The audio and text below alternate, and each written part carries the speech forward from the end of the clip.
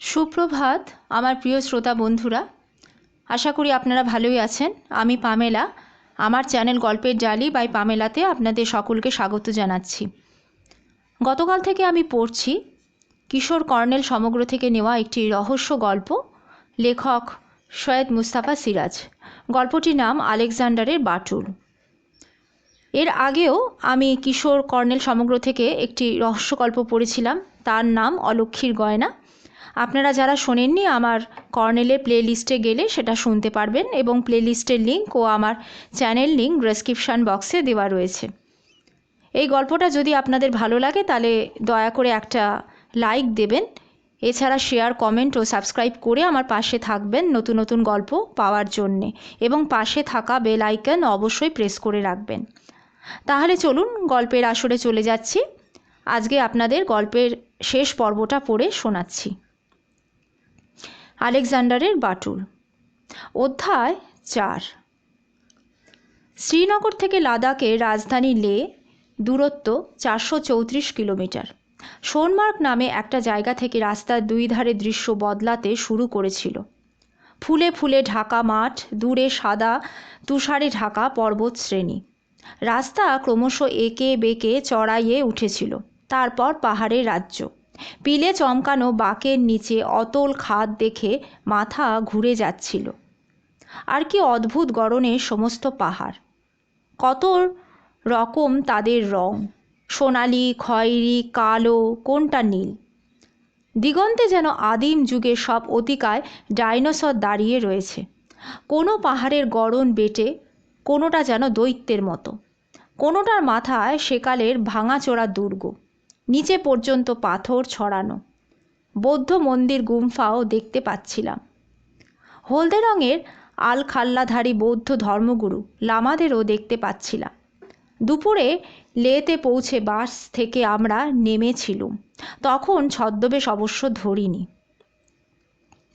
যে হোটেলে আমরা উঠলুম তা ঠিকসে গুম্ফার কাছাকাছি নিরিবিলি একটা পাহাড়ের গায়ে। হোটেলের নাম সানি লজ। তার মালিক সেনাবাহিনীর একজন অবসরপ্রাপ্ত ব্রিগেডিয়ার, পাঞ্জাবের লোক তিনি। অর্জুন সিং তার নাম। দেখলুম উনি কর্নেলের পরিচিত। নিচের উপত্যকায় ঘাসের মাঠে গুজ্জর রাখালরা ভেড়া চড়াচ্ছিল। অর্জুন সিং বললেন, ওরা যাযাবর জাতি কর্নেল, ওদের বলা হয় গুজ্জর বাখরাওয়ালা। কর্নেল, আপনি নাগপা উপজাতির কথা তো জানতে চাইছেন। নাগপাড়া থাকে সামনের ওই যে পাহাড়টা দেখছেন, ওটার পিছনে। ওদের চেহারা ভারী সুন্দর। কিংবদন্তি আছে যে ওরা নাকি গ্রিকদের বংশধর। গ্রিক সম্রাট আলেকজান্ডারের সেনাবাহিনী আফগানিস্তানে পৌঁছালে কোনো কারণে একদল গ্রিক সৈনিক পালিয়ে এসেছিল লাদাখে। নাগপাড়া নাকি তাদেরই বংশধর। কর্নেল বললেন, হ্যাঁ, ওদের কথা আমি অবশ্য বইতে পড়েছি। ওদের সম্পর্কে আমার খুব আগ্রহ। অর্জুন সিং বললেন, ঠিক আছে, ওদের একজনের সঙ্গে আমার আলাপ রয়েছে, তাকে তাহলে ডেকে পাঠাই। কর্নেল বললেন, না না, তার দরকার নেই, আমি গিয়ে আলাপ করব না হয় ওদের সাথে। অর্জুন সিং গম্ভীর মুখে বললেন, দেখুন কর্নেল, নাগপাড়া এমনিতে খুবই ভদ্র, কিন্তু ওরা বাইরের লোকের প্রতি কিন্তু খুব সন্দেহপরায়ণ হয়ে থাকে। তাই বাইরের লোকের সঙ্গে ওরা মিশতে চায় না। তাছাড়া ওরা কি দুর্দান্ত হিংস্র প্রকৃতির হয় আপনি নিশ্চয় কিছু কিছু জানেন। তাই সাবধানে মেলামেশা করাটা খুব দরকার। কথা হচ্ছিল হোটেলের ব্যালকনিতে বসে। একটু পরে কর্নেল বললেন, আচ্ছা ব্রিগেডিয়ার সিং, একটা কথা বলছি। এখানে কলকাতার ভোমরালাল চোপড়া, তার কোম্পানির একটা ব্রাঞ্চ অফিস আছে, আমি অবশ্য শুনেছিলাম। তা সেটা কোথায় আপনি বলতে পারবেন? অর্জুন সিং একটু হেসে বললেন, আপনি আবার চোপড়াকে চেনেন নাকি? না, আমি চিনি না, আমি নামটা শুনেছি। চোপড়া ভারী বিপজ্জনক লোক কর্নেল। চোপড়া আসলে একজন স্মাগলার। এখান থেকে চীনের কাশগড়ে যাওয়ার একটা রাস্তা রয়েছে, দুর্গম রাস্তা অবশ্য। চোপড়া সেই রাস্তায় চীন থেকে বেআইনিভাবে জিনিসপত্র আমদানি করে। আমাদের সেনাবাহিনী সারা এলাকায় ছড়িয়ে রয়েছে, কারণ সীমান্ত খুব বেশি দূরে নয়। চোপড়ার ধূর্ততা আপনাকে কি বলবো কর্নেল, অসাধারণ। সেনাবাহিনীর চোখ এড়িয়ে ও কারবার করে। তা চোপড়ার অফিসটা কোন এলাকায়? অর্জুন সিং আঙুল তুলে শহরের দিকে দেখিয়ে বললেন, ওই যে একটা সাদা বাড়ি আপনি দেখছেন, তার নিচে একটা বাজার দেখা যাচ্ছে। বাজারের পিছনে গম্বুজওয়ালা মসজিদের পাশেই হলো চোপড়ার অফিস। এখান থেকে অবশ্য দেখা যাচ্ছে না, টিলার আড়ালে ওটা পড়ে গেছে। এরপর কর্নেল আড়ালে ডেকে নিয়ে গেলেন অর্জুন সিংকে। চুপি চুপি অনেকক্ষণ কথাবার্তা বললেন। তারপর বললেন, দেখলুম। অর্জুন সিং হা হা করে হেসে উঠলেন প্রচণ্ড ভুঁড়ি দুলিয়ে। কর্নেল আমাকে ডেকে নিয়ে গেলেন ঘরে।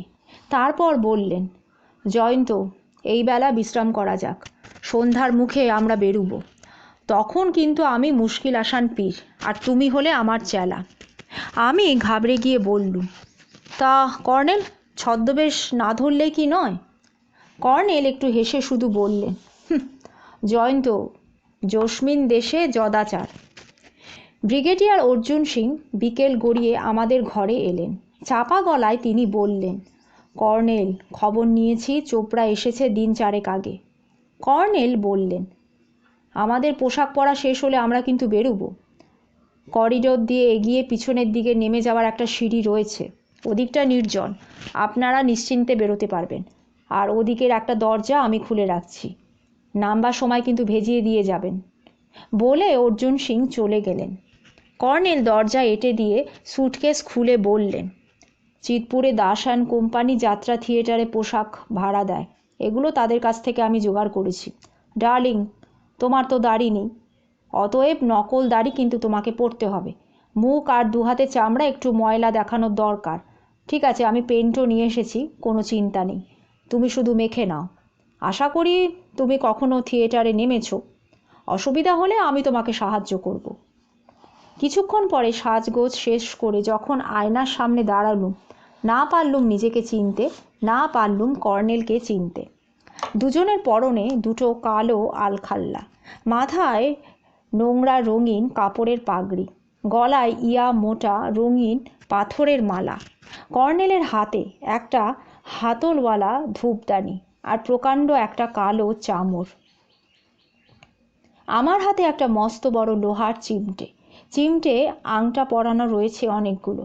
কর্নেল দেখিয়ে দিলেন কেমন করে চিমটে তুলে বুকে মৃদু ঘা মারতে হবে এবং ঝুনঝুন শব্দ উঠবে, সেই সঙ্গে বিড়বিড় করতে হবে, ঠোঁট দুটো সবসময় কাঁপবে। তারপর কি বলতে হবে সেটাও তিনি শিখিয়ে দিলেন। ধূপধানিতে এক গাদা টিকে ভরে আগুন ধরালেন কর্নেল। তারপর ধূপ ছড়িয়ে দিলেন। ধোঁয়ায় ঘরটা ভরে গেল। তারপর বেরিয়ে পড়লুম।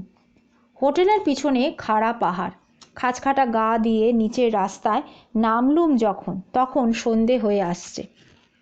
রাস্তায় হাঁটতে হাঁটতে কর্নেল বেমক্কা চেঁচিয়ে উঠে বললেন, পীর মুশকিল আসান, পীর মুশকিল আসান। ট্রেনিংয়ের মতো আমিও চেঁচিয়ে বললুম, যাহা মুশকিল তাহা আসান, যাহা মুশকিল তাহা আসান। রাস্তা ক্রমশ বাজারের দিকে নেমেছে। ঘোড়ার টানা গাড়ি, মোটর গাড়ি, হরেক রকম যানবাহন চলাচল করছে রাস্তা দিয়ে। তত বেশি ভিড় চোখে পড়ল না। পীর বাবা যে দোকানের সামনে দাঁড়াচ্ছেন এবং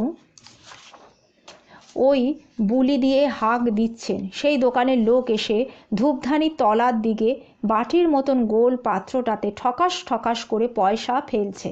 আর পীর বাবা তার মাথায় চামর বুলিয়ে বিড়বিড় করে কি সমস্ত মন্ত্র আউড়ে মুশকিল আসান করছেন।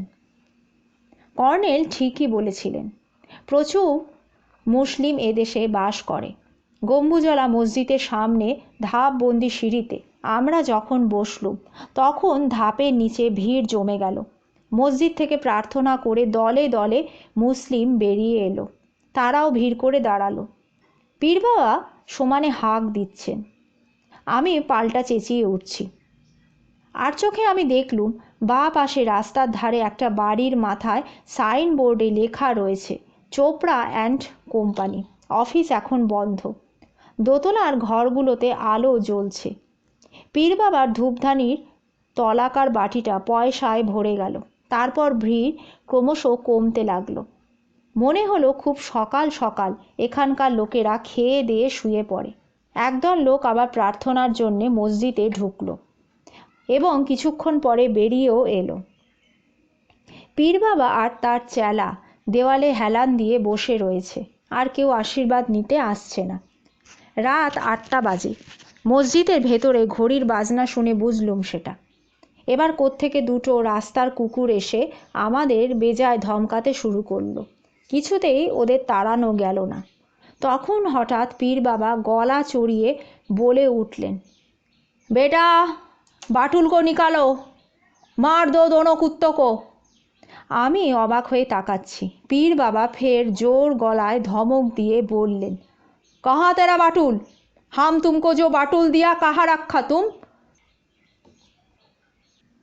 তারপর কুকুর দুটোর দিকে ঘুরে চেঁচিয়ে বললেন আগের মতো হিন্দি ভাষায়, যে সে বাটুল নয়, 500 গ্রাম ওজন, মারলে তোদের মাথা ফুটো হয়ে যাবে, জানিস বেটারা। কুকুর দুটো কি বুঝলো কে জানে, হয়তো মুঠো নাড়া দেখে কেটে পড়ল লেজ গুটিয়ে। তারপর দেখি চোপড়া অ্যান্ড কোম্পানির পাশের গলি থেকে একটা লোক বেরিয়ে এলো। সে হনহন করে এসে আমাদের দেখে সামনে দাঁড়ালো। পরনে প্যান্ট শার্ট, ফর্সা, মোটা সোটা গরম, নাকটা মোটা। সে মাথা ঝুঁকিয়ে বলল, সেলাম পীর বাবা। পীর বাবা চামড় তুলে মিঠে গলায় বললেন, এসো বেটা, মুশকিল আসান করে দিই। লোকটা নিচের সিঁড়িতে ধপাস করে বসল। বেটা, তোমার নাম কি? জি পীর বাবা, আমার নাম ভোমনলাল চোপড়া, আমি সামান্য ব্যবসাদার। আমি চমকে উঠলুম। তারপর সামলে নিয়ে বিড়বিড় করার ভঙ্গিতে ঠোঁট কাঁপাতে থাকলুম। কর্নেল একটু হেসে বললেন, কি মুশকিলে পড়েছ বলো তো বেটা ভোমনলাল।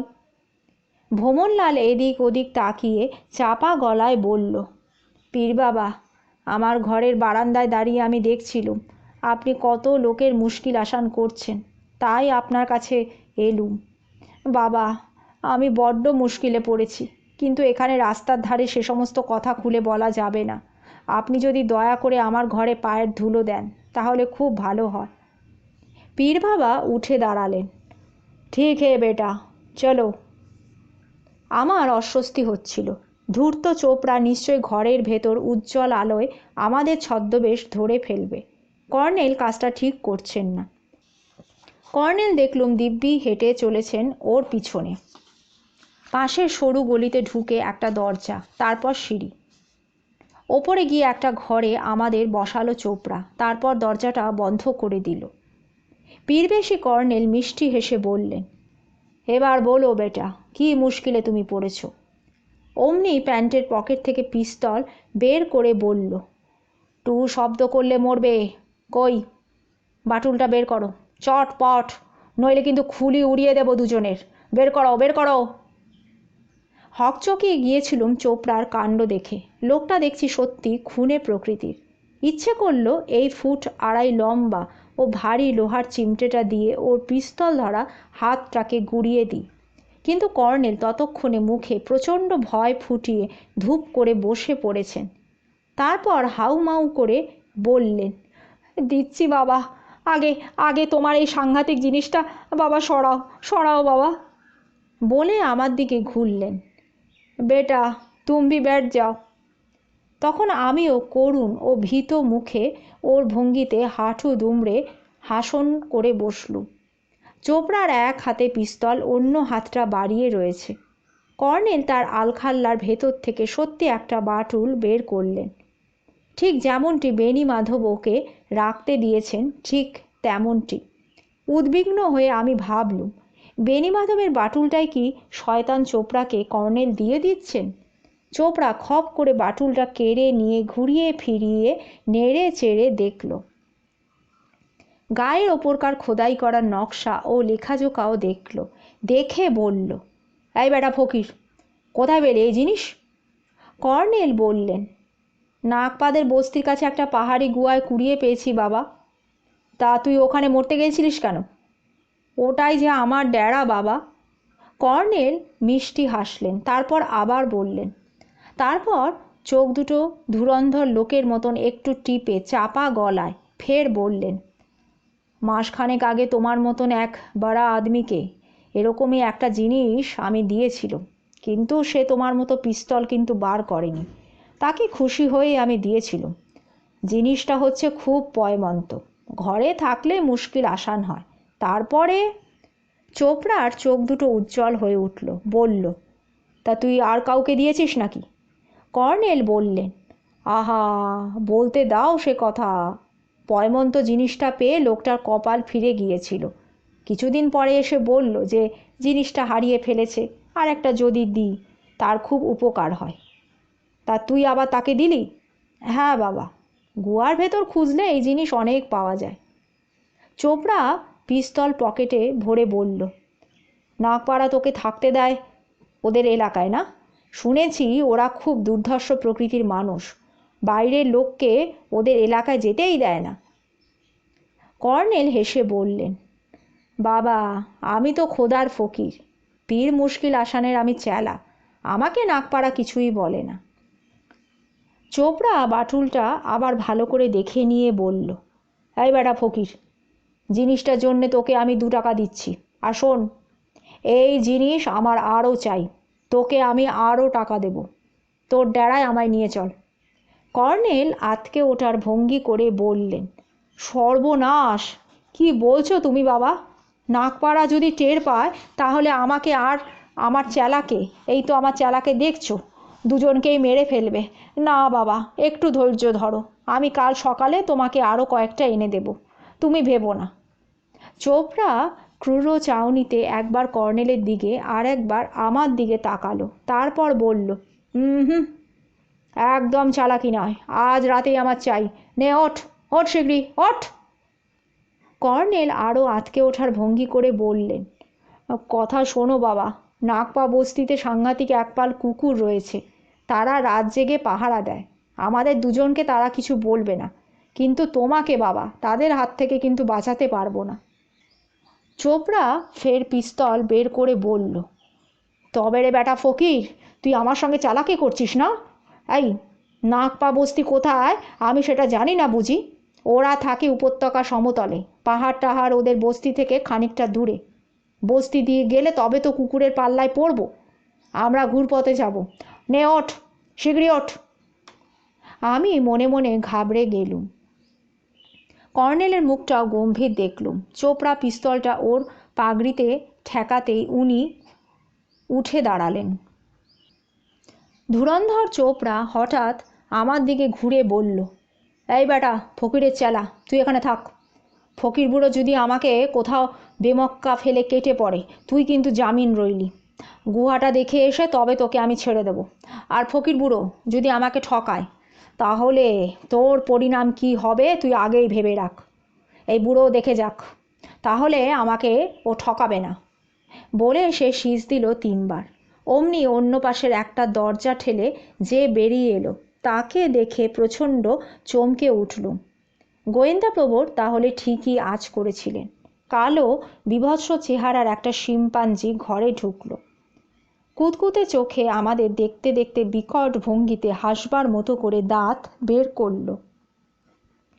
চোপড়া তার মাথায় হাত বুলিয়ে বলল, জাম্বু, তুই এই ব্যাটাকে পাহারা দিবি, পালানোর চেষ্টা করলে ওকে কিন্তু একদম নিকেশ করে ফেলবি। বলে চোপড়া হাত দিয়ে গলা টেপার ইশারা করল। হতচ্ছাড়া শিম্পাঞ্জিটা আবার দাঁত বের করল আমার দিকে তাকিয়ে, কর্নেলের পিঠে পিস্তল ঠেকিয়ে। চোপড়া তাকে বাইরের দরজায় নিয়ে গেল, তারপর দরজা বন্ধ করল। বুঝতে পারলুম দরজায় তালা দিচ্ছে সে। আমি শিম্পাঞ্জির দিকে তাকিয়ে রইলুম। ভয় বুক আমার টিপ টিপ করছে। আমার গায়ের কালো আলখাল্লার ভেতর রিভলভার আমি লুকিয়ে রেখেছি, কিন্তু জন্তুটাকে গুলি করলে চোপড়ার লোকেরা টের পেয়ে যাবে। তাছাড়া বাইরে বেরোবার সমস্ত পথ বন্ধ। একা তাদের সাথে আমি এঁটে উঠতে পারবো না। ওর লোকদের কাছেও যে আগ্নেয়াস্ত্র নেই সেটা কে বলতে পারে। শিম্পাঞ্জিটা হেলে দুলে গদাই লস্করি চালে আমার দিকে এগিয়ে এলো, তারপর দাঁত দেখিয়ে ধমক দেবার ভঙ্গিতে বাদুড়ে ভাষায় কি যেন বলল। আমি ভয় ভয় ওর সঙ্গে ভাব করার চেষ্টা করলুম। আমি বললুম, ওহে জাম্বু, এসো, তোমার সঙ্গে একটু আলাপ করা যাক। অমনি ভেতরের দরজায় একটা হোতকা মোটা চীনাদের মতো চেহারার লোক উকি মেরে ধমক দিয়ে বলল, এই চুপ, বাতচিত করলে কিন্তু জাম্বু থাপ্পড় মারবে। এই চুপ করে বসে থাকতো। লোকটার হাতে দেখছি একটা লম্বাটে সেকেলে পিস্তল। সে আবার দরজার পর্দার আড়ালে চলে গেল। আমি বুঝলুম আমার সত্যি টু শব্দ করা একদম চলবে না। ঘরটা বেশ বড়, মেঝে কাশ্মীরি কার্পেটে ঢাকা। বাড়িটা কাঠের মনে হলো, মেঝেটাও কাঠের। তাই জাম্বু নাড়াচাড়া করলেই মচমচ করে শব্দ হচ্ছে। সে আমাকে কিছুক্ষণ ধমক দিয়ে মেঝে গড়াগড়ি শুরু করলো। তারপর সোফায় চিত হয়ে শুয়ে মানুষের মতো ঠ্যাং নাচাতে থাকলো। কিন্তু আমি একটু নড়লেই সে চমকে উঠল এবং দাঁত বের করে আবার ধমক দিল। কখনো জিভ বের করে ভেঙচি কাটছিল। রাগে আমি অস্থির হয়ে পড়লাম, কিন্তু আমার কিছুই করার নেই। এদিকে কর্নেলের জন্য ভীষণ ভাবনা হচ্ছে। চোপড়া অসম্ভব ধূর্ত লোকও বটে। নাগপা বস্তিটা কোথায় কর্নেল সঠিক জানেন না। কোন পাহাড়ে গুহা রয়েছে তাও তিনি জানেন না। গুহা যে থাকবেই তারও কোনো মানে নেই। কর্নেল কেন যে ছাই তাকে বলতে গেলেন এ সমস্ত কথা কে জানে। হয়তো এবার নিজের প্রাণটিও খোয়াবেন বেঘোরে। আমার প্রাণটিও যাবে শেষ পর্যন্ত। শিম্পাঞ্জিটা চিত হয়ে শুয়ে রয়েছে। মাঝে মাঝে মুখ কাত করে আমাকে দেখে নিয়ে জিভ বের করে ভেঙচি কাটছে। তারপর দাঁত বের করে অদ্ভুত কিচিমিচি শব্দ করে যেন হাসছে।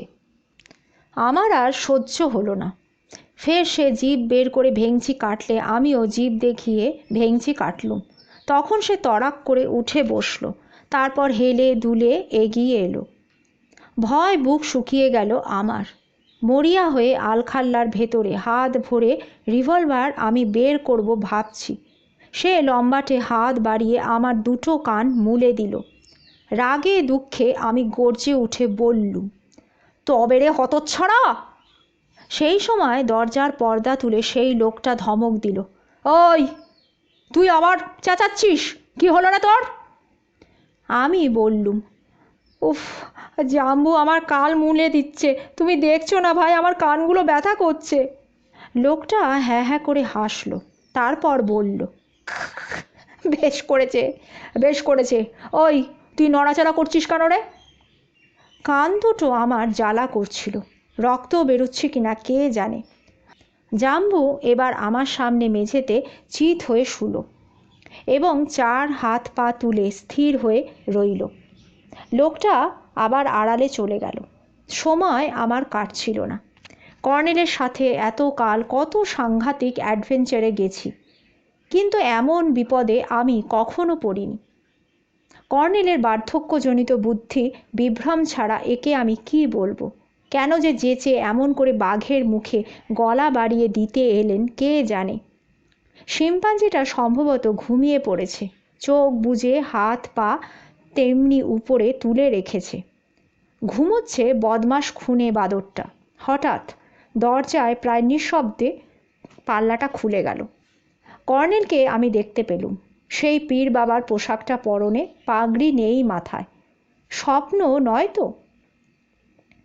না, স্বপ্ন নয়, ব্যাপারটা সত্যি ঘটেছে। কর্নেল দরজা খুলে ইশারা করলেন বেরিয়ে যেতে। নিঃশব্দে উঠে দাঁড়ালুম, কিন্তু পা বাড়াতেই মেঝে শব্দ হলো এবং শিম্পাঞ্জিটা চোখ খুলল। তখন এক লাফে দরজার দিকে গেলুম। জন্তুটা লাফিয়ে উঠল। ভেতরে দরজার পর্দা তুলে লোকটা উকি মারল, কিন্তু কর্নেল দড়াম করে দরজা আটকে ঝটপট তালা এঁটে দিলেন।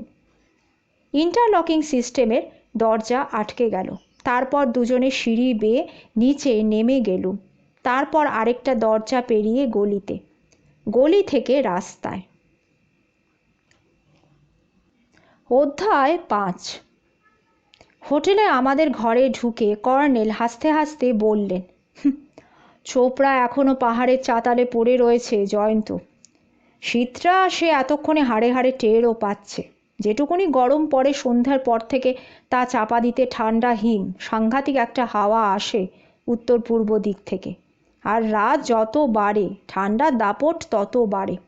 আশা করি তুমি সেটা টের পেয়েছো ডার্লিং। আমি বললুম, ততটা পাইনি কর্নেল, আলখাল্লার দৌলতে। কিন্তু চোপড়াকে আপনি কি করে বেকায়দায় ফেললেন?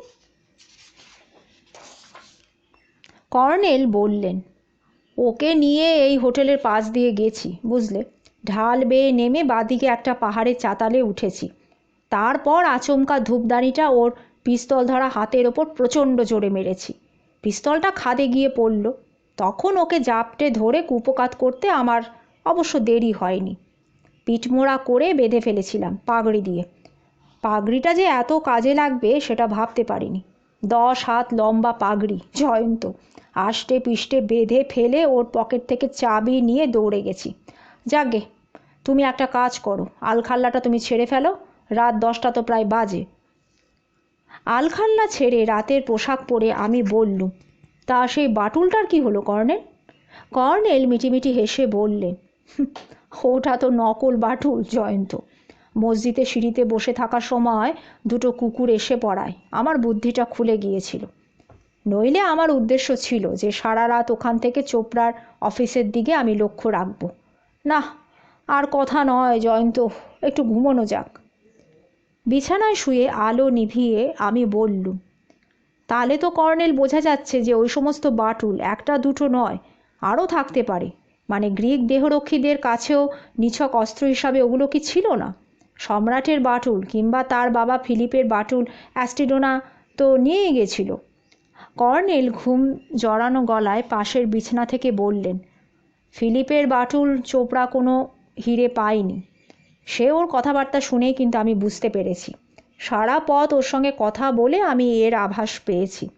চোপড়ার বিশ্বাস যে সব বাটুলে হিরে লুকোনো নাও থাকতে পারে, কিন্তু কিছু বাটুলে যে থাকবেই সেটা চোপড়া নিশ্চিত। তা হীরের কথা কি আপনাকে বলছিল চোপড়া? না না, হীরের কথাটা বলেনি। বলছিল কিছু বাটুল খুব পয়মন্ত, সেটা ও জানে। আবার কিছু বাটুল অপয়া, সেটাও ও জানে। যাক, এ সমস্ত কথা রাখো, এবার একটু ঘুমাও। আমার বেশ শীত করছিল, কম্বল মুড়ি দিতে হলো। বেশ আরামে ঘুমানো গেল সারা রাত। সকালে উঠে দেখি কর্নেল বিছানায় নেই। ব্যালকনিতে বসে প্রাকৃতিক সৌন্দর্য দেখতে দেখতে কফি খেলুম। তারপর কর্নেল ফিরলেন। বুঝলুম অভ্যাস মতো প্রাতঃভ্রমণে তিনি বেরিয়েছিলেন। গলা থেকে বাইনোকুলার ঝুলছে। লাদাখের পাখি প্রজাতির পিছনে ছুটোছুটি করে তিনি বেরিয়েছেন। একটু হেসে বললেন, সেই চাতালটা লক্ষ্য করেছি দূর থেকে, জয়ন্ত। বাইনোকুলার দিয়ে খুঁটিয়ে দেখেছি, কিন্তু চোপড়া নেই। আমার পাগড়িটা টুকরো টুকরো হয়ে পড়ে রয়েছে। ওর কাছে ছোড়াও ছিল, সেটা বোঝা গেল। তবে ডার্লিং, সেখানে এক মজার দৃশ্য আমি দেখতে পেলুম। দুটো পাহাড়ি ছাগল, জাতীয় প্রাণী, পাগড়ি টুকরোগুলো মহা আনন্দে চিবোচ্ছে। ব্রিগেডিয়ার অর্জুন সিং এলেন। কর্নেল বললেন, ব্যস্ত হবেন না ব্রিগেডিয়ার সিং। কলকাতা থেকে আজ বেণীমাধব এসে এখানে পড়বেন, সেই কথাই হয়েছে। ওকে দিয়ে আমি ফাঁদে ফেলবো চোপড়াকে। बैजनाथকে যে সে শিম্পাঞ্জি দিয়ে খুন করিয়েছে সেটা কিন্তু প্রমাণ করা চাই আইনের চোখে, নইলে চোপড়াকে আদালতে দোষী সাব্যস্ত কিন্তু করা যাবে না। অর্জুন সিং বললেন, হ্যাঁ কর্নেল, সেটাও একটা কথা, তবে পুলিশকে আগেভাগে আমার মনে হয় জানানো উচিত। কর্নেল বললেন, পশ্চিমবঙ্গের গোয়েন্দা পুলিশের অফিসাররা ইতিমধ্যে শ্রীনগরে এসে পৌঁছে গেছেন। সেখান থেকে ওরা লে এসে পৌঁছাবেন যে কোনো সময়। কাশ্মীরের গোয়েন্দা পুলিশ অনুমতি না দিলে ওরা কিন্তু চোপড়াকে গ্রেপ্তার করতে পারবেন না। আমি সমস্ত ব্যবস্থা করে এসেছি কলকাতা থেকে। অর্জুন সিং হেসে বললেন, কর্নেল, আটঘাট না বেঁধে আপনি কোনো কাজে নামেন না, আমি জানি। উত্তেজনায় আমি অস্থির হয়ে রইলুম। আমার বেশি রাগ হচ্ছিল শিম্পাঞ্জিটার ওপর। পাজি বাদরটা আমার কান দুটো মূলে পুরো ব্যথা করে ফেলেছে। বাদরের হাতে কানমোলা খাওয়ার চেয়ে অপমানজনক আর কিছুই নেই। বিকেলে বেণীমাধব এসে পৌঁছলেন। পথে বাস খারাপ হয়েছিল, তাই তিনি খুব ভুগেছেন। বেণীমাধব বাবুর জন্যে পাশের ঘর বুক করা ছিল। আমরা কথাবার্তা বলছি, সেই সময় এলেন পশ্চিমবঙ্গ গোয়েন্দা পুলিশের এক বড় কর্তা, নাম প্রণব রুদ্র। ওর সঙ্গে আমার চেনা জানা অনেক দিনের। পর্যটক সেজে এসেছেন দল বল নিয়ে, উঠেছেন অন্য একটা হোটেলে। প্রণববাবু আর কর্নেল চাপা গলায় কথা বলতে থাকলেন। আমি আর বেণীমাধব ব্যালকনিতে গিয়ে বসলুম। দৃশ্য দেখার জন্যে আমি একটা ভিউ ফাইন্ডার নিয়ে গেছি। সেটা চোখে রেখে আমি কথা বলছি বেণীমাধবের সঙ্গে, এবং মাঝে মাঝে বেণীমাধবও আমার ভিউ ফাইন্ডারটা নিয়ে দৃশ্য দেখছিলেন, তারিফও করছিলেন। হঠাৎ তিনি উত্তেজিত হয়ে বললেন, ওই জয়ন্তবাবু, ওই ওই ওই যে দেখুন তো, ওই পাহাড়ের রাস্তায় ওটা যেন কি? ভিউ ফাউন্ডারে চোখ রেখে দেখি খানিকটা দূরে সোনালি রঙের পাহাড়ের গায়ে আঁকা বাঁকা রাস্তায় চোপড়ার সেই শিম্পাঞ্জিটা হেলে দুলে চলেছে, এবং তার পিছন পিছন যাচ্ছে একটা লোক। তাকে চিনতে পারলুম না। লোকটার পরনে মাদারির পোশাক, মাথায় পাগড়ি, হাতে একটা ডুগডুগি রয়েছে। ব্যাপারটা ঠিক বোঝা গেল না। একটু পরে তারা নিচে নামতে লাগলো। সমতলে নেমে গেলে আর তাদের দেখতে পেলুম না। সামনে আরেকটা পাহাড়ের আড়াল রয়েছে।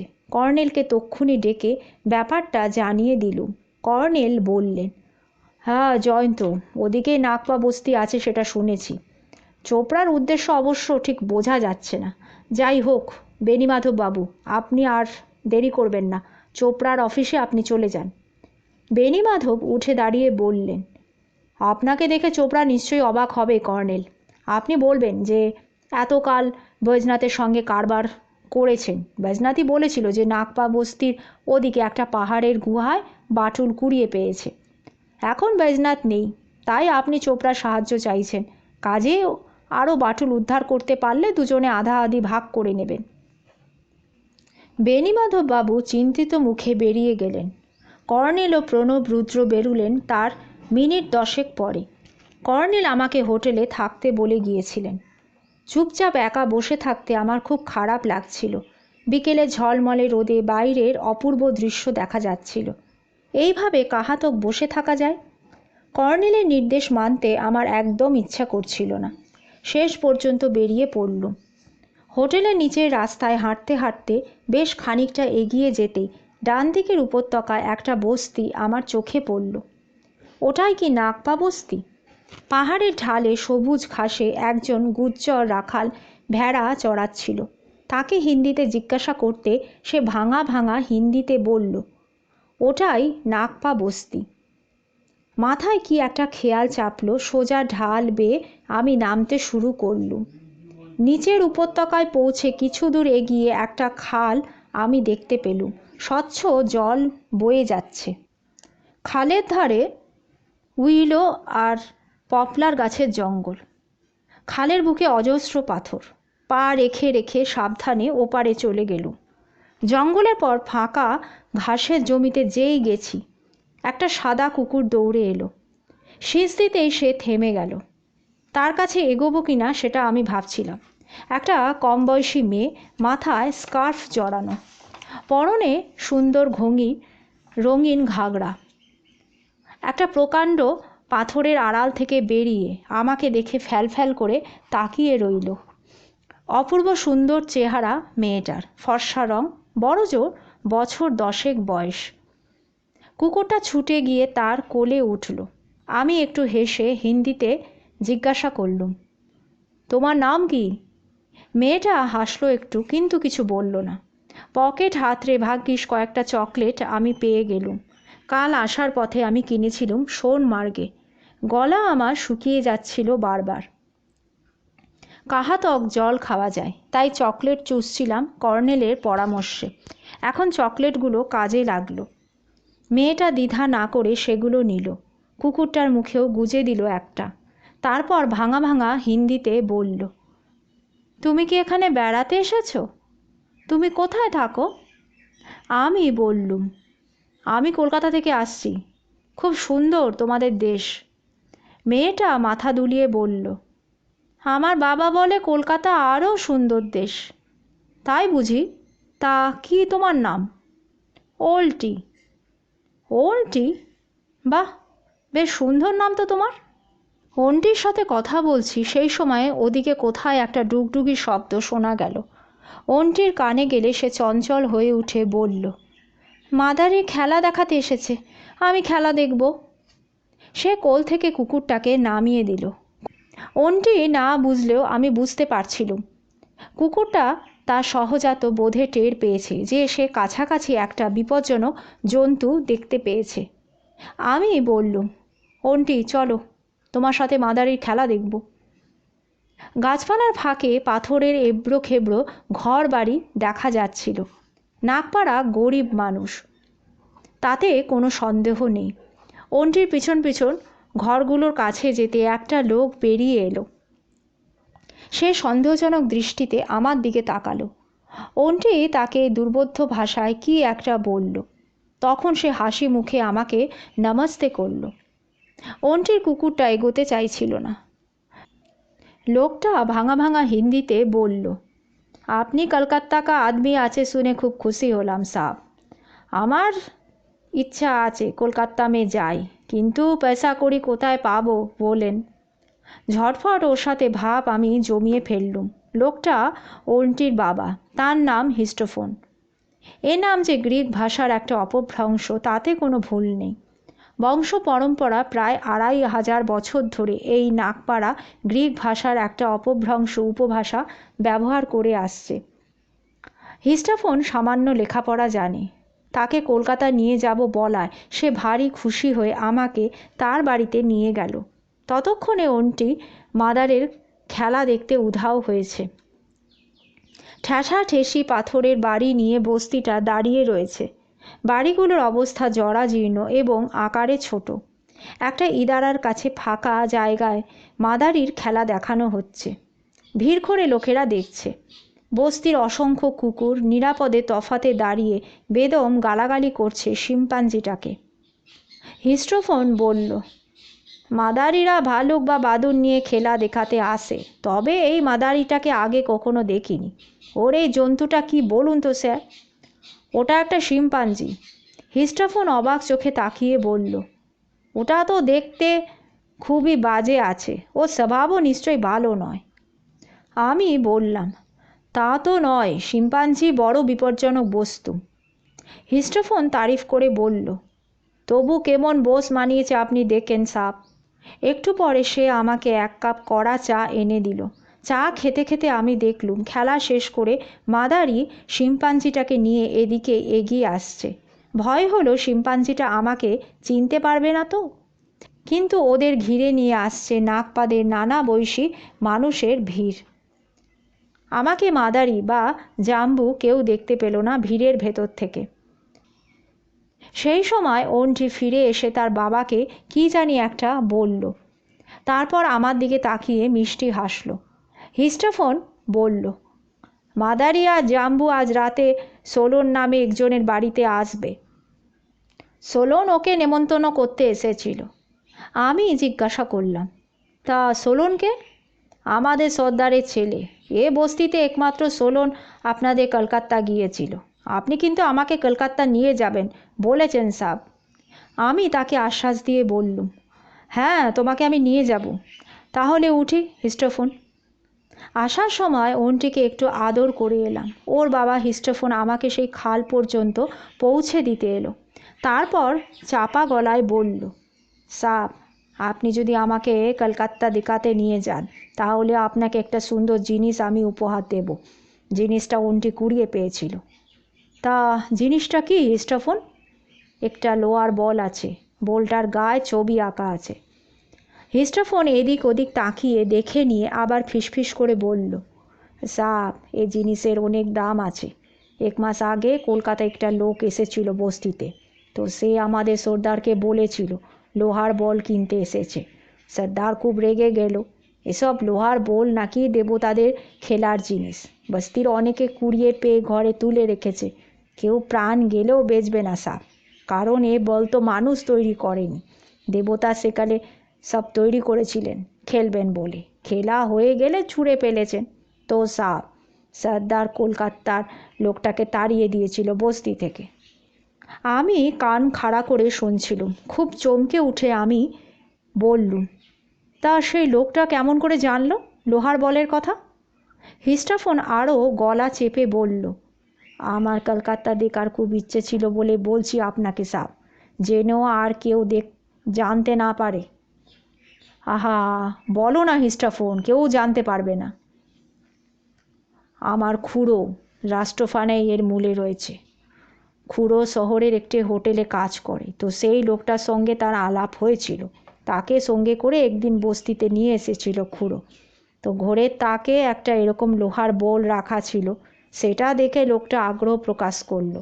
খুড়ো বলল যে এটা দেবতাদের খেলার জিনিস, আপনি আমার অতিথি আছেন, ভালো লাগে তো নিন, তবে সর্দার জানলে রাগ করবে। আমি উত্তেজনা অস্থির হয়ে বললুম, আচ্ছা হিস্টাফোন, জিনিসটা একবার তুমি আমাকে দেখাবে? হিস্টাফোন হন্তদন্ত হয়ে চলে গেল। বেলা পড়ে এসেছে, শীঘ্রই অন্ধকার হয়ে যাবে। খালের ধারে একটা পাথরের ওপর বসে হিস্টাফোনের প্রতীক্ষা করতে থাকলুম। মিনিট 5 পরে সে ফিরে এলো। জামার পকেট থেকে জিনিসটা বের করে বলল, এই দেখেন স্যার, এই যে জিনিসটা আছে। সেই গ্রিক বাটুল, একই রকম হিজিবিজি লেখা আর নকশা আঁকা। হাতে নিয়ে নাড়াচাড়া করে আমি বললুম, আচ্ছা শোনো হিস্টাফোন, তোমাকে আমি কিছু টাকা দিচ্ছি, জিনিসটা তুমি আমাকে দাও। অমনি হিস্টাফোন বাটুলটা খপ করে কেড়ে নিল আমার হাত থেকে। গম্ভীর মুখে বলল, নেই সাব, আগে কলকাতা আমায় নিয়ে যাবেন, তারপর দেবো। আমি বুঝলুম নাগপাড়া যতই ভদ্র হোক, গোয়ার গোবিন্দ কম নয়। আমি হাসতে হাসতে বললুম, আচ্ছা ঠিক আছে, তাই দিও। শোনো, আমি থাকি সানি লজ হোটেলে, ওই যে দেখছো, হ্যাঁ ওই পাহাড়ের গায়ে লাল নীল আলোয় হোটেলের নামটা লেখা রয়েছে। তুমি কাল সকালে ওখানে বরঞ্চ যাবে। আর শোনো, গিয়ে তুমি বলবে জয়ন্ত চৌধুরীর সঙ্গে দেখা করব। হিস্টাফোন আমার নামটা বিড়বিড় করে মুখস্থ করে নিল। আমি সাবধানে খাল পেরিয়ে ওপারে গেলুম। হিস্টাফোন এদিক ওদিক তাকাতে তাকাতে চলে যাচ্ছিল। হোটেলে পৌঁছে দেখি কর্নেল ফেরেননি। ব্যালকনিতে চুপচাপ বসে রইলুম। উত্তেজনায় মনে মনে আমি ছটফট করছিল। হিস্টাফোনের বাটুলটার ভেতরে কি হিরে রয়েছে? যদি থাকে, হিরেটা ওকে ফেরত দেওয়া উচিত। বেচারা গরিব মানুষ, ওটা বেচলে সে বড়লোক হয়ে যাবে। কর্নেল ফিরলেন ঘণ্টাখানেক পরে। তিনি বললেন, কোথাও বেরোওনি তো? বলে হঠাৎ স্থির হয়ে দাঁড়িয়ে আমার আপাদমস্তক দেখে মুচকি হেসে আবার বললেন, বেরিয়েছিলে দেখতে পাচ্ছি। আপনি কি অন্তর্যামী কর্নেল? না, তবে তোমার জুতোয় আর প্যান্টে লাল ধুলোর আমি ছোপ দেখে বুঝেছি যে তুমি বেরিয়েছিলে। আমি একটু হেসে বললাম, আপনি বসুন কর্নেল, অনেক কথা রয়েছে। অধ্যায় 6। এ রাতে কিছু ঘটেনি। সকালে বেণীমাধব এলেন ঘরে। তখন শুনলুম চোপড়া ভীষণ সতর্ক হয়ে গেছে। বেণীমাধবকে পাত্তা দেয়নি, বলেছে ওসব কারবারে সে নেই। ইচ্ছে করলে বেণীমাধব একা বাটুলের খোঁজে বেরিয়ে পড়তে পারেন। বাটুলের ভেতরে হিরে থাকার কথা চোপড়া নাকি বিশ্বাসও করে না। কর্নেল বললেন, অসাধারণ ধূর্ত লোক এই চোপড়া। আমার এই ফাঁদে সে পা দিল না, সেটা আমি ভাবতেই পারিনি। আমি বললুম, হ্যাঁ সেটা দিল না, কিন্তু ওদিকে সে খুনে শিম্পাঞ্জি আর একটা লোককে নাগপা বস্তিতে পাঠিয়েছে তখন কিন্তু বোঝা যাচ্ছে কর্নেল, সে একটা বাটুল সংগ্রহ করতে চায়। হ্যাঁ তুমি ঠিকই বলেছ। কর্নেল সায় দিয়ে চুরুট টানতে থাকলেন, চোখটা বন্ধ। তারপর হঠাৎ নড়ে বসলেন। আচ্ছা জয়ন্ত, তোমার নাগপা বন্ধু হিস্টোফোনের তো আসার কথা ছিল না? হ্যাঁ, কিন্তু কই আসেনি তো, 8টা তো বেজে গেছে। কর্নেল উঠে গিয়ে ব্যালকনিতে দাঁড়ালেন। চোখে বাইনোকুলার রেখে নাগপা বস্তির দিকটা কিছুক্ষণ লক্ষ্য করলেন। তারপর বললেন, ওদের বস্তিতে কি একটা যেন মনে হচ্ছে গণ্ডগোল হচ্ছে, অনেক লোক ভিড় করে দাঁড়িয়ে রয়েছে। ব্যালকনিতে গিয়ে আমি বললুম, কর্নেল আপনার বাইনোকুলারটা একটু দিন তো দেখি। কর্নেল দূরবীক্ষণ যন্ত্রটা দিলে আমি চোখ রাখলুম। তারপর চমকে উঠলুম। হিস্টাফোন বলেই তো মনে হচ্ছে। সে মুখ নামিয়ে দাঁড়িয়ে রয়েছে মধ্যিখানে, আর চারিদিক থেকে লোকেরা হাত নেড়ে তাকে শাসাচ্ছে। বাইনোকুলার ফেরত দিয়ে ব্যস্তভাবে আমি বললুম, আচ্ছা কর্নেল, আমি একটু দেখে আসছি কি হয়েছে। কর্নেল একটু ইতস্তত করে বললেন, তুমি যাবে কিন্তু? বেণীমাধব বললেন, আমি বরঞ্চ যাচ্ছি তাহলে জয়ন্তবাবুর সাথে। কর্নেল চিন্তিতভাবে বললেন, আচ্ছা কিন্তু সাবধানে থাকবেন। আমরা দুজনে হন্তদন্ত হয়ে চললুম। রাস্তা দিয়ে কিছুটা এগিয়ে ঢাল বেয়ে আমরা নামলুম। ঘাসের ঢালু জমিতে সেই গুজ্জর রাখালকে ভেড়া চড়াতে দেখলুম। সে অবাক চোখে তাকিয়ে রইল। খাল পেরিয়ে যাবার পর আবছা গোলমালের শব্দ কানে এলো। বস্তির পিছনে প্রকাণ্ড সব পাথর রয়েছে। তার আড়ালে গিয়ে দুজনে বসে পড়লুম। ওদের ভাষা জানি না, শুধু বুঝলুম হিস্টোফোনকে ওরা কোনো কারণে গালাগালি করছে এবং শাসাচ্ছে। সেটা কি আমার জন্যে? নাগপা বস্তিতে বাইরের লোককে এনে সে খাতির করেছিল বলে? একটু পরে অন্টির কুকুরটা ধপ করে কোল থেকে লাফিয়ে পড়ল। তারপর দৌড়ে আমাদের কাছে চলে এলো। পিছন পিছন দৌড়ে ওকে ধরতে এলো অন্টি। এসেই আমাদের দেখে থমকে দাঁড়ালো। ইশারায় ওকে ডেকে জিজ্ঞাসা করলুম, কি হয়েছে অন্টি? অন্টি কান্না জড়ানো স্বরে বলল, বাবা তোমাকে দেবতাদের বল দিয়েছে বলে বাবাকে সবাই বকছে। সর্দার বলছে বাবার হাত পা বেঁধে ওই ডাইনির গুহায় ফেলে দিয়ে আসবে। কিন্তু দেবতাদের বল তো তোমার বাবা আমাকে দেয়নি। তা ওটা ওদের দেখাচ্ছে না কেন তোমার বাবা? অন্টি চোখ মুছতে মুছতে কুকুরটাকে কোলে নিল। তারপর বলল, বলটা তো আমার, আমি কুড়িয়ে পেয়েছিলুম। রোজ বলটা নিয়ে আমি খেলতে যাই, রনির সঙ্গে আমি খেলি। বাবা জানলে আমাকে বকবে, তাই আমি লুকিয়ে নিয়ে যাই। তা তোমার এই কুকুরটার নাম বুঝি রনি? অন্টি মাথা নাড়ল। তারপর বলল, আজ সকালে বলটা নিয়ে আমি খেলছিলাম। মাদারি সর্দারের বাড়ির সামনে বসেছিল। ওর বাদরটাকে লেলিয়ে দিল আর বাদরটা এসে রনির কাছ থেকে ওটা কেড়ে নিল। আমি খাপ্পা হয়ে বললুম, তা মাদারি কোথায় এখন? চলে গেছে। বলে অন্টি নাক মুছতে মুছতে আবার বলল, আমি সর্দারকে বললুম, কিন্তু সর্দার বিশ্বাস করলো না। বলল তুই ঝুট বলছিস, তোর বাবা বলটা সে কলকাতার লোকটাকে বেচে দিয়েছে। এই সময় হট্টগোলটা হঠাৎ বেড়ে গেল। পাথরের ফাঁকে উঁকি মেরে আমি দেখলুম লোকেরা হিস্টোফোনকে দড়িতে বাঁধছে, আর আমি থাকতে পারলুম না। দৌড়ে ওদের সামনে হাজির হলুম আমরা। ওরা আমাদের দেখে একটু হকচকিয়ে গেল। টুলে বসে থাকা একটা লোক, সাদা চুলদারি, হিংস্র চেহারা, এবং তার পরনে আঁটো পাতলুন এবং গায়ে একটা নীল রঙের বেঢপ জ্যাকেট। সে দুর্বোধ্য ভাষায় চেঁচিয়ে কিছু একটা বলল। মনে হলো সে এদের সর্দার। কিন্তু কিছু বলার আগেই লোকগুলো ঝাঁপিয়ে এসে আমাকে আর বেণীমাধবকে ঝাপটে মাটিতে ফেলে দিল। চেঁচামেচি করেও কোনো ফল হলো না। 1 মিনিটের মধ্যে ওরা আমাদের আষ্টে পৃষ্ঠে দড়ি দিয়ে বেঁধে ফেলল। তারপর চ্যাংদোলা করে নিয়ে চলল। পকেটে রিভলভার থাকা সত্ত্বেও কিছুই করা গেল না। ফার, পাইন, ওক পার, পপলার গাছের ঘন জঙ্গলের ভেতর দিয়ে একটা পাহাড়ের ধারে এনে আমাদের ফেলল। তারপর চড়াই বেয়ে উঠতে শুরু করলো। পাহাড়ের গায়ে একটা গুহা দেখা যাচ্ছিল। গুহার মুখে ধপাস করে ফেলে দিয়ে ওরা দৌড়ে পালিয়ে গেল। এরা তাহলে ডাইনির গুহাতে আমাদের নিয়ে আসলো। অজানা আতঙ্কে বুক ধড়াস করে উঠল। আমার পাশে বেণীমাধবকে উপুর করে ফেলেছে।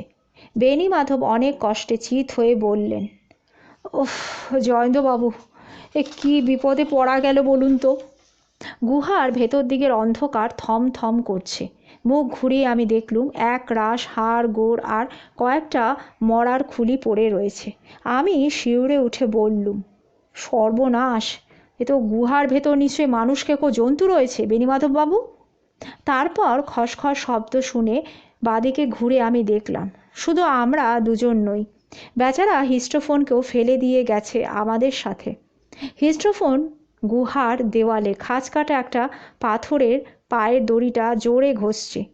আমি ডাকলুম, হিস্টোফোন, হিস্টোফোন। হিস্টোফোন হিংস্র মুখভঙ্গি করে দুর্বোধ্য ভাষায় কি একটা বলল। তারপর সামনে পায়ের বাঁধনটা ঘষড়াতে লাগলো। তার দেখা দেখি আমরাও অন্য পাশের দেওয়ালের দিকে গড়িয়ে গেলুম। গুহার মুখে খানিকটা জায়গা বাইরে রোদের আভায় আলোকিত হয়ে রয়েছে, কিন্তু ঝোপ জঙ্গল বলে আলোটা খুবই কম আসছে। উঁচু ধারালো একটা পাথর খুঁজে আমরা দুজনে পালাক্রমে আগে পায়ের বাঁধনটা ঘষড়াতে শুরু করলুম। হাতের বাঁধন আগে কাটা যাবে না, কারণ আমাদের প্রত্যেকের হাত পিঠের দিকে বাঁধা। দড়িগুলো শক্ত লতা দিয়ে তৈরি, তাই সহজে ছেঁড়া যায় না। কতক্ষণ পরে হিস্টোফোনের কথা শুনে ঘুরে দেখি সে বাঁধন কেটে ফেলেছে। হিংস্র মুখে হিস্টোফোন বলল, ডাইনিটা তোমাকে খেয়ে ফেলবে। তোমার জন্যে আমার এরকম দুর্দশা হলো। আমি চললাম। আমি বললুম, হিস্টোফোন, কথা শোনো। তুমি গিয়েও তো ওই বস্তিতে ঢুকতে পারবে না, কিন্তু তোমার মেয়ে অন্টির কি হবে সেটা তুমি ভেবে দেখেছ? হিস্টোফোন একটু ভড়কে গেল এবার। মুখ গোমড়া করে বলল, সন্ধে অবধি কোথাও লুকিয়ে থাকবো, তারপর চুপি চুপি অন্টিকে নিয়ে পালিয়ে যাব। ঠিক আছে, বরং এক কাজ করো হিস্টোফোন, তুমি আমাদের বাঁধনটা খুলে দাও। আমাদের সঙ্গে হোটেলে গিয়ে থাকবে, তারপর সন্ধ্যায় তোমার মেয়েকে নিয়ে যাবে। রাতেই তোমাকে নিয়ে কলকাতায় চলে যাব। হিস্টোফোনের মনে ধরল কথাটা। সে ভয়ের চোখে গুহার ভেতরে অন্ধকারের দিকে তাকিয়ে বলল, কিন্তু সাপ, বাঁধন তো খুলে দিতে পারি যদি ডাইনিটা এসে পড়ে। আমার প্যান্টের পকেটে রিভলভার রয়েছে হিস্টোফোন, বের করে হাতের কাছে রাখো। কিন্তু সাপ, আমি তো গুলি ছুঁড়তে পারি না। তোমাকে দেখিয়ে দিচ্ছি কি করতে হবে। হিস্টোফোন ঝটপট আমার পকেট থেকে রিভলভারটা বের করলো। তাকে মুখে বুঝিয়ে দিলাম, ট্রিগার কিভাবে টানতে হয় সেটাও দেখিয়ে দিলাম। সেফটি ক্যাচ তোলার কোনো ঝামেলা নেই, অস্ত্রটা অটোমেটিক। ভাগ্যিস ওরা আমাকে চিৎ করে ফেলে দিয়েছিল, একটু কাত হলে চোট খেয়ে গুলি বেরিয়ে যেত। হিস্টোফোন আমার বাঁধন খুলে দিল, তারপর বেণীমাধবের বাঁধন খুলতে শুরু করলো। আমি রিভলভার নিয়ে তৈরি রইলুম। কিন্তু ডাইনি হোক আর যেই হোক, মানুষ খেকোটির কোনো সাড়া নেই। বেণীমাধবের বাঁধন খুলে দিলে তিনি উঠে পড়লেন। তারপর আমরা তিনজনে গুহা থেকে বের হয়ে এলুম। কিন্তু যেই পা বাড়াতে গেছি, চড়বড় করে গুহার সামনে থেকে এক রাশ পাথর পড়ল। অমনি পিছিয়ে এলুম। হিস্টোফোন উত্তেজিতভাবে বলল, সর্বনাশ সাব, বস্তির লোকেরা আড়ালে ওত পেতে আছে, ওরা আমাদের বেরোতে দেবে না, বেরোলেই পাথর ছুটবে। রেগে খেপে গিয়ে রিভলভার থেকে পর পর দুটো গুলি ছুড়লুম। পাহাড়ে প্রচণ্ড প্রতিধ্বনি হলো। তারপর তিনজনে বেরিয়ে গেলুম গুহার বাইরে। কিন্তু আবার চড়বড় করে পাথর পড়া শুরু হলো, আবার গুহায় ঢুকতে হলো। ওরা আড়ালে কোথাও ঘাপটি মেরে বসে রয়েছে, খামোকা গুলি ছুঁড়ে কোনো লাভ নেই। এরপর হিস্টোফোন কান খাড়া করে কি শুনে কাঁপতে কাঁপতে বলল, সাব, ওই গুলির শব্দে ডাইনিটার ঘুম ভেঙে গেছে। সর্বনাশ সাব, এরপর কি হবে সাব? ঘুরে দেখি গুহার ভেতরে অন্ধকারে দুটো হলদে আলো জুলজুল করছে। অজানা ভয় কেঁপে উঠলুম। আলো দুটো ক্রমশ এগিয়ে আসছিল। বেণীমাধবের হাতে তার পিস্তলটা দেখতে পেলুম এতক্ষণে। আমি আলো দুটো লক্ষ্য করে গুলি ছোড়ার আগেই উনি পিস্তলের গুলি ছুড়লেন। অমনি কান ফাটানো গর্জন শুনলুম। পলকের মধ্যে দেয়ালের ধারে সরে গিয়েছিলুম সহজাত আত্মরক্ষা প্রবৃত্তির বশেই। কি একটা হলুদ কালো প্রাণী লাফ দিয়ে পড়ল মাঝখানে। সঙ্গে সঙ্গে আমি রিভলভারের ট্রিগারে চাপ দিলুম। আবার বিকট গর্জন শুনলুম। তারপর দেখি চিতাবাঘ ডিগবাজি খেতে খেতে বেরিয়ে গেল গুহার বাইরে। বেণীমাধববাবু মন্তব্য করলেন, ওহ, তাহলে ইনি নাগপাদের মানুষ খেকো ডাইনি। হিস্টোফোন গম্ভীর মুখে বলল, ডাইনিটা এখন চিতাবাঘ সেজেছে সাব। গুহার মুখে উকি মেরে আমি দেখলুম চিতাবাঘের পিঠে রক্ত দগদগ করছে। সে গড়াতে গড়াতে নেমে চলেছে পাথরের ওপর দিয়ে। ওদিকে এক দঙ্গল নাগপাকে দেখলুম পড়ি কি মরি করে জঙ্গলের ভেতর দিয়ে দৌড়াচ্ছে। হিস্টোফোন তাই দেখে হাসতে লাগলো। আমি বললুম, এখানে আর নয় হিস্টোফোন, ঘুরপথে আমাদের এখনই হোটেলে পৌঁছানো দরকার। সমতলে জঙ্গল ও পাথরের ভেতর অশেষ কষ্ট ভোগ করে সেই খালটার ধারে আমরা পৌঁছালাম। হিস্টোফোন করুণ মুখে বলল, সাব, অন্টির জন্য আমার মন কেমন করছে। তার মা বেঁচে থাকলে তো ভাবনা ছিল না। তাকে আশ্বাস দিয়ে বললাম, ঠিক আছে হিস্টোফোন, তুমি ভেবো না, পুলিশের সাহায্যে তাকে তোমার কাছে এনে দেব। সামনে উঁচু রাস্তার দিকে এগোচ্ছি। হঠাৎ একটা প্রকাণ্ড নীল রঙের পাথরের আড়ালে ধূসর রঙের টুপি দেখতে পেলাম। চোপড়া নয় তো? ইশারায় বেণীমাধব ও হিস্টাফোনকে চুপচাপ আসতে বলে পা টিপে এগিয়ে গেলাম। টুপিওয়ালা লোকটা ওদিক ঘুরে কি একটা জানি দেখছে। তার পিছনে গিয়ে রিভলভার উঁচিয়ে হ্যান্ডস আপ বলতে গেছি। লোকটা চাপা গলায় বলে উঠল, চুপ। চমকে উঠে গোয়েন্দা প্রবর কর্নেল নীলাদ্রি সরকারকে আবিষ্কার করলুম এবং হেসে ফেললুম।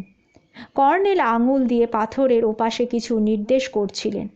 উঁকি মেরে দেখলুম একটা ফাঁকা ঘাস জমিতে ওক গাছের ছায়ায় বসে রয়েছে ভোমরালাল চোপড়া এবং মাদারি বেশি তার সেই চেলা। শিম্পাঞ্জিটা ধেবড়ে বসে আপেল খাচ্ছে আর পিঠ চুলকোচ্ছে। বেণীমাধব চাপা স্বরে বললেন, আরে এ তো চোপড়া সেই সঙ্গীটাই, আমার দোকানে গিয়েছিল। ওর বাঁকানো বাজ পাখির নাকটা আপনি দেখুন কর্নেল। চোপড়ার হাতে একটা বাটুল। হিস্টোফোন ফিসফিস করে বলল, সাপ দেখিয়ে দেবতার বলটা আমার মেয়ের কাছ থেকে কেড়ে নিয়েছে কিনা। খামোকা আমাকে ওরা মারল। একটু পরে চোপড়া উঠে দাঁড়ালো। বাঁকা নখলা সঙ্গীকে কিছু একটা বলল। ওর সঙ্গী ডাকল, ওঠ জাম্বু, খুব হয়েছে। জাম্বু পিছনে, ওরা সামনে। কয়েক পা এগিয়েছি, অমনি পাথরের আড়াল থেকে গর্জন করে বেরিয়ে এলো রক্তাক্ত আহত সেই চিতাবাঘটা। জাম্বু পাল্টা গর্জন করল। তারপর চিতাটা তার ওপর ঝাঁপিয়ে পড়ল। চোখের পলকে দুটো জানোয়ার মরণপণ লড়াইয়ে নেমে গেল। শিম্পাঞ্জি আর চিতাবাঘ পরস্পর জন্মশত্রু। চোপড়া পকেট থেকে পিস্তল বার করেছে, কিন্তু গুলি ছুটতে পারছে না। পাছে শিম্পাঞ্জিটার গায়ে গুলি লাগে। দুটো হিংস্র জন্তুর গর্জনে ও লড়াইয়ে তুমুল কাণ্ড চলেছে। চিতাটা আমার গুলিতে জখম না হলে হয়তো পিঠ টান দিত শিম্পাঞ্জির একটা থাপ্পড় খেয়ে, কিন্তু আহত চিতাবাঘটা মরিয়া হয়ে উঠেছে। সে আচমকা শিম্পাঞ্জিটার গলা কামড়ে ধরল। শিম্পাঞ্জিটা নেতিয়ে পড়ল। সেই সুযোগে চোপড়া চিতাটার মাথায় পিস্তল ঠেকিয়ে গুলি করল। তখন চিতাটাও নেতিয়ে পড়ল। ক্রমশ দুটো প্রাণীর দেহ নিষ্পন্দ হয়ে গেল। দুটো জানোয়ারই মারা পড়েছে। চোপড়া স্তম্ভিত হয়ে দাঁড়িয়ে রয়েছে। সেই সময় হিস্টোফোন দৌড়ে পাথরের আড়াল থেকে বেরিয়ে গিয়ে চোপড়ার পায়ের তলা থেকে তার বাটুলটা কুড়িয়ে নিল। চোপড়া তার দিকে পিস্তল তাক করে বলল, এই বেটা নাকপা, ওটা দে বলছি, ওটা দে কিন্তু, নইলে তোর মুন্ডু আমি উড়িয়ে দেব। কর্নেল আমাদের ইশারা করলেন। আমাদের তিনজনের হাতে আগ্নেয়াস্ত্র। কর্নেল বাজখাই গলায় চেঁচিয়ে উঠলেন, পিস্তলটা ফেলে দাও ভোমরালাল, পিস্তল ফেলে দাও। চোপড়া ভড়কে গিয়ে পিস্তল ফেলে দিল, আর ওর ঢ্যাঙা সঙ্গীটা গতিক বুঝে দৌড়ে জঙ্গলের ভেতর পালিয়ে গেল। তাকে তাড়া করে ব্যর্থ হয়ে ফিরে এলুম। চোপড়া কোনো কথা বলল না। শিম্পাঞ্জিটার কাছে ধপাস করে বসে পড়ল। কর্নেল বললেন, শোক প্রকাশ পরে করবেন ভোমরালালজি, এখন আমাদের সাথে আসুন। চোপড়া ঘাড় গোছ করে বসে রইল। তখন কর্নেল বললেন, জয়ন্ত, তুমি হোটেলে গিয়ে প্রণববাবুর সঙ্গে যোগাযোগ করবে। ব্রিগেডিয়ার অর্জুন সিংকে বললে উনি যোগাযোগ করিয়ে দেবেন। আর তুমি ওদের সঙ্গে নিয়ে এসো। আসামিকে গ্রেফতার করে কলকাতা নিয়ে যেতে হবে। আমি পা বাড়ালুম। হিস্টোফোন বলল, দেবতাদের বল ফিরে পেয়েছি, আর আমার কোনো ডর নেই সাব। সর্দারকে গিয়ে দেখালেই আমার সব দোষ মাফ হয়ে যাবে। আমি বস্তিতে ফিরে গেলুম সাব। বলে সে দৌড়ে খাল পেরিয়ে চলে গেল। আমি চললুম হোটেলের দিকে। উঁচু রাস্তার উঠে বাদিকে ঘুরে দেখলুম হিস্টোফোনকে দেখে তার মেয়ে অন্টি দৌড়ে আসছে। কুকুরটাও তার দিকে দৌড়াচ্ছে।